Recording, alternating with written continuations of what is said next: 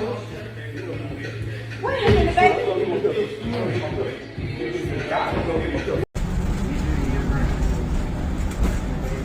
Hey, what's up, Tegan?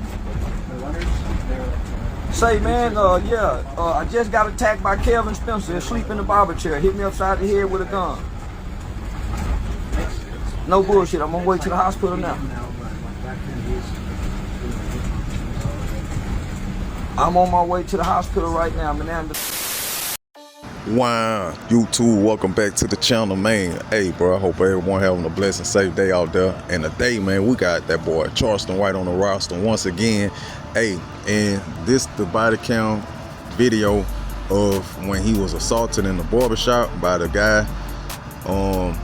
Yeah, bro. So we're gonna get into this video, man. This gonna be a good one. Now, as y'all seen at the intro of this video, that was the situation and the altercation that led to this body cam. So look, man, we're gonna react to this. Appreciate y'all for clicking on the video. Uppercut that like button. Let's get it. I dozed off and fell asleep and woke up to a blow. And when I woke up, his hand was coming back from my head. I seen the butt of the gun. Charleston White was at a barbershop in Fort Worth, Texas, getting a haircut when a man suddenly walked in and punched him in the head without warning. The incident happened mid-cut and was captured on video, quickly going viral online. After the assault, emergency services were called and White was transported to the hospital for medical evaluation. That's where the body-worn camera footage picks up, showing officers entering the hospital room to get his statement. In the footage, White appears alert but shaken as he speaks with police. He tells officers he didn't see the attack coming and that he was blindsided during what was supposed to be a routine haircut. Cool. So, Kelvin Spencer hit you in the head with a gun, you said? I was asleep. Where were you at? I was in Slack's Barbershop. Slack's Barbershop? Slack. At 6800 Brentwood Stair. I dozed off in the barber chair, man. I probably was there. Probably there a good 15, 20 minutes. He cut my hair, began putting the dye on it. I dozed off and fell asleep and woke up to a blow. And when I woke up, his hand was coming back from my head. I seen the butt of the gun. So I jumped up out the chair, grabbed a mop handle, and he kept flinching at me with the gun. So you just kept... So, I ain't gonna pull my gun out. Yeah. But say he's grabbing it like this. Did he have it like that? Yeah, like this. Yeah. Okay. So he never pointed it. So it's like He just flinching. hit me. Yeah. Just doing this action? They're trying like flinching at me, really trying to like he go hit me, but I'm in the closet with the gun. There was another guy with him. Little short, younger guy. Yeah, his name? I don't know his name. Did he do anything, or was he just... Nah, he pointed. The short guy, I ran to the car to get my gun as they was leaving because I thought they were still in the building. So when I ran out and asked where they are, a guy said that they was in the bathroom. For the barbershop? Yeah, the barbershop. Because it's a big building. It's a building that has a beauty shop, barbershop, barber college. What's around 6800 Brentwood? The Wells Fargo Bank. The QT. Is it right across the street from Wells Fargo Bank? Yeah, Cash Corner. Yeah. Right at the corner. So you got the QT on one side, across the street. Not that barbershop. You got to come down a little bit. Okay, so past the Metro PCS store, past the donut store. So another little building right there. During the body cam footage, Charleston White gives officers the exact location of the barbershop so they can head to the scene, investigate, and gather witness statements. Parking lot. So, yeah, the guy that was with him opened the door and pointed the gun. So the guy that he was with pointed at you? He pointed the gun at me, so I ducked down inside the car because I thought he was going to start shooting. Did you have your gun out at any point? Yeah, I did. At that point you did? Yeah, I did. Did you point at anybody? No. Okay. So that's when everybody started calling the police. So I called the police later when you guys didn't show up. Okay. So yeah, that was it. Yeah, because I didn't know your name for a good while there. But it seems like they had you as Kelton and not Charleston. Oh, okay. But now that I got you here, so what time did this happen? About 4:45, 5 o'clock. 5 o'clock?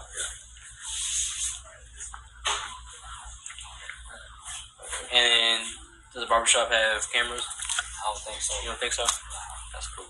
What kind of car does Kelvin drive? He was in a blackish, smoke grayish, a dually truck. So y'all know he gonna tell it, So, bro. And I've had run-ins with him before. Was it like a Ram, like a Ram or? Ford. I could make out the model, but it's the work dually truck. Okay. Yeah. And what direction did he leave? He left. Going towards QT or away from not QT? going away from. He's gonna be east on Brentwood still. Gotcha. Appreciate that.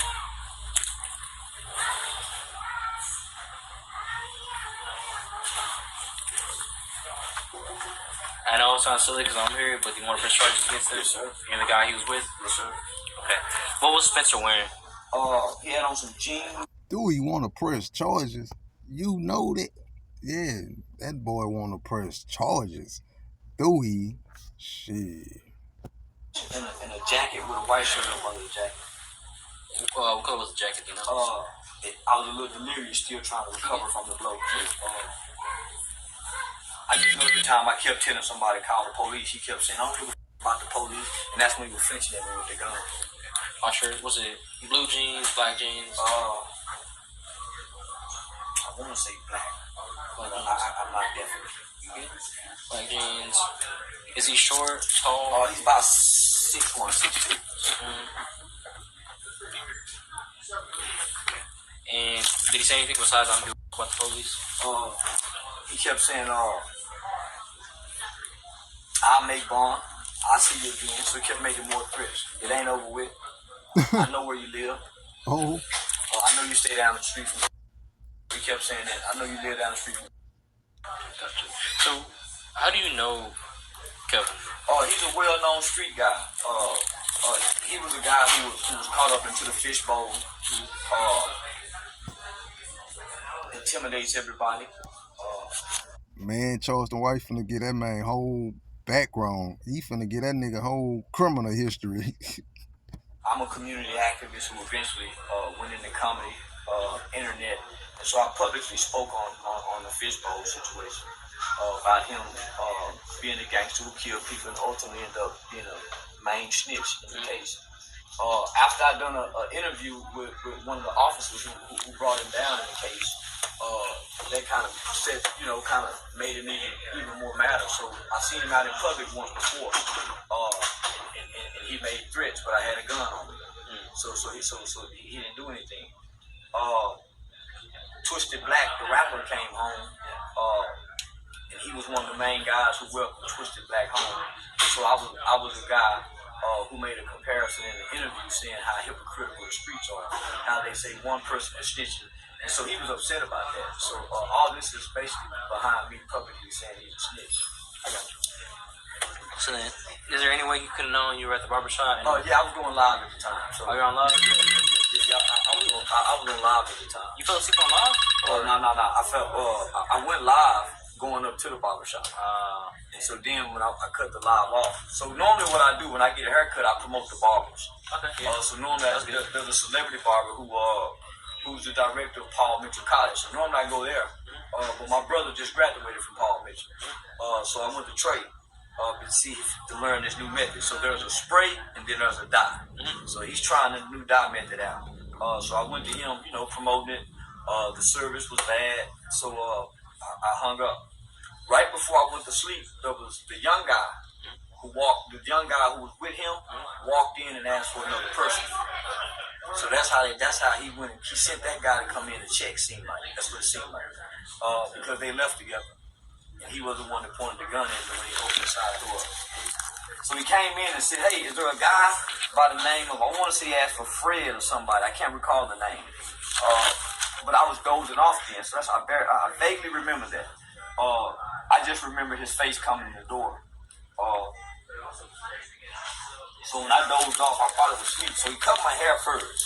So the haircut probably took 20 minutes, right? So I'm dozing off in the haircut.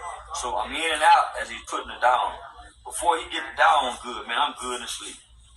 I just feel a boom. So I wake up to a blow. So right here on the left side of the head. So I don't need stitches. But they're gonna put the glue. Just get a picture of that right there. So you ain't gotta take it out, by the way. I'm just gonna take a quick picture. So I took one blow, but it looked like two hits. I like to see real quick, and then Anywhere else you see? Oh, no. So, I took one blow, but it looked like 2 hits. Yeah, so when he hit me, I was real. It took me a minute to really focus, to come to. So the haircut was 20 minutes. The dye, the blow, we argued. He stayed in there probably another 2 or 3 minutes going back and forth. A lot of the women began to come out who was there. I had no idea my wife was even there. Her and her mom was there. Some more other people were there. So a lot of females that were there who came in. And so when they began to come in, that's when we put the gun up. Boy, you know them women was talking. You know them women was talking, boy. No, man. Women in that bit too. Yeah, they was talking up a storm, boy. That's your husband? Who husband that is? Man, cut my nigga in the skull. The other little guy was standing at the door, and they left out together. So I ran to the car. I didn't know they left the building. So I ran to the car and got my gun. But he was talking like he was still, like he wasn't going to let me leave. So I ran to the car and got my gun. I asked where he was. He said he was in the bathroom. I saw him leaving out. Left out the door to get the license plate number. The other guy pointed the gun. I ducked behind. So was he already in the car when he pointed the gun? Yeah, he was in the car. He was on Brentwood Star. Was he on the driver's side or the passenger? No, the passenger side. So Kevin was driving? Yeah, Kevin was driving. Yeah, Kevin drove away. The other guy opened the passenger door and pointed the gun out. I ducked down behind the car. So with the passengers, so with the passenger door still open, so pointed the gun. So they're driving this way. I'm running toward them. He does this out the door. Oh, so he turns back. Yeah, out the door. Where everybody called. Yeah, your wife doesn't know where you're at right now. I told her I'd call, but now I'm not talking to you, so you should probably call and tell you here. But while you do that real quick, this other guy, what was he wearing? Man, I can't recall. I was too trying to focus on him not to take no blow. What's you know how tall he was maybe? My height about 5'7", 5'8". Let's call it 5'7", 5'8". Yeah. And then was he white, black, Hispanic? Black. Young, old, how old? I say he's probably late 20s. Late 20s? Late 20s. And did he say anything? No. He didn't say nothing.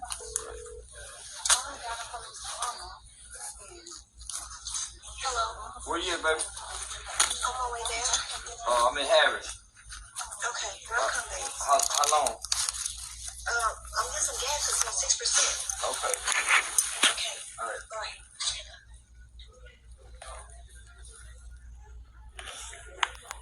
My nigga got a good wife, man. Yeah, we had a lot of people calling. I guess Kelvin is also pretty well known in the area because a lot of people were mentioning him by name when they were calling in. Oh, okay. So I had a lot of calls come in. Yeah, so you weren't the only one calling, and then I just had an officer, detective, call me. He knows about Kevin. He's a well-known gangster. Yeah, and he called me saying, "Hey, people told me he just got into a scuffle out here." I was like, "Yep, I'm about to go do the report." Put it like this: all the other gangsters in this whole city they know he snitched, right? Mm-hmm. Is he still active? You know what? Yeah, he's still active. Yeah, what's he repping these days? Well-known four-trade gangster. So he's still, he's still four-trade gangster. Yeah, four-trade gangster crib. Yeah, he's still active. Yeah, shit. Say, bro, this nigga giving this nigga whole background history. God damn, boy. Hey, boy, fuck with the wrong nigga, bro. Still active. I'm just gonna glue that up. Oh, yes, ma'am. Yeah, man, most guys are terrified of it, man, around this city. So, yeah, I heard he just got out of jail. Yeah, he just come home and fell in prison.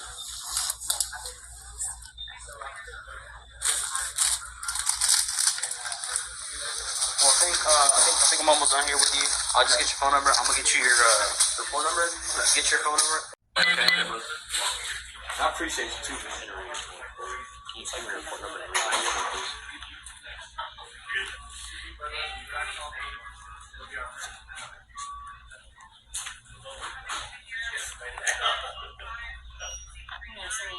Changing your vision or anything?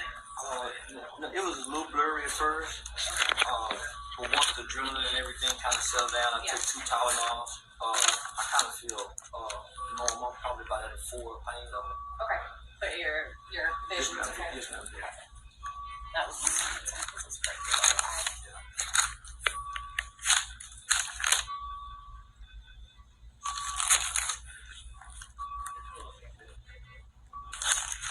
So this skin, have you ever had anything glued like this before? No, ma'am. Okay, so it comes off on its own. So you don't have to like Peel it. No. And it's gonna look kind of like it's peeling, but don't peel it off. Just it'll pull the scab off with it and yeah.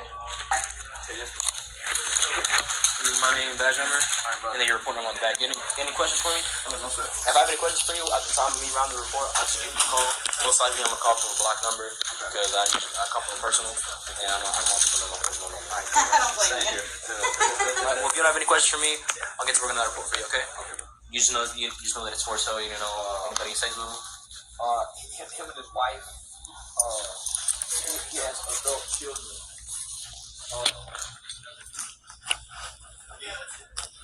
I know that he still lives. If you do find out where he lives or where he says that, maybe the license plate for the car, when the detective, just make a note of it. When the detective calls you, it's Thursday, so he might call you on Monday. Okay. Monday, Tuesday, sometime next week. Get that information to him. That'll be a lot of help, all right? Cool. The investigation into the barbershop assault is still ongoing. But one thing's clear, Charleston White wasn't expecting that punch, and he made sure officers had everything they needed to follow up. But this isn't the first time Charleston has had a... Man, they wild for that little clip, man. So yeah, y'all, man, damn, that's crazy, man. I'm surprised they ain't been released this, but